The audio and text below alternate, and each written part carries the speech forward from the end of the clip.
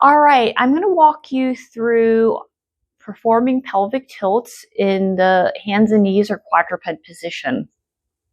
What we're looking for is isolated movement of the pelvis over the lumbar spine. And so the key focus is, where is the movement coming from? And what you want is you want the movement to feel like it's coming from lower abdominals, controlling that posterior pelvic tilt where we have that kind of rounding of the low back, and the back extensors or the spinal extensors pulling the tailbone up for that anterior pelvic tilt. So from a side view, we have a posterior pelvic tilt with lower abs pulling the pelvis, rolling our butt under us. And then we have an anterior tilt where the lumbar spinal muscles are pulling the tailbone up, and the pelvis is actually tipping out, exaggerating that curvature of the low back. So in that hands and knees position, what you want to make sure is that the torso or the thoracic spine is staying in that nice neutral position. We don't want excessive rounding of the back, especially as we're performing this movement. So that's going to be more of our cat-cow position for the cat-cow stretch.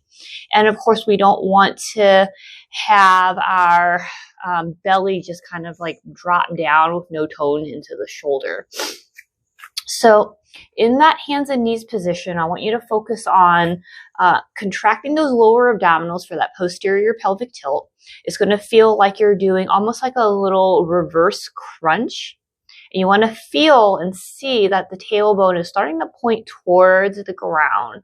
So it's a contraction of the lower abdominals for that posterior pelvic tilt.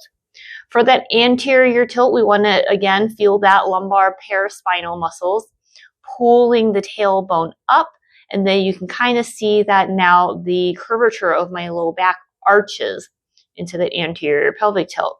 And then again, lower abs crunching to help with the posterior pelvic tilt. And then we have the spinal muscles pulling the tailbone up for the anterior pelvic tilt. So we want to try to get isolation of the movement just more in that lumbar and the pelvic area. And essentially in this outfit, you should only really see the maroon moving versus the maroon and the black of my outfit moving together. So that's going to be our pelvic tilts in the quadruped or hands and knees position.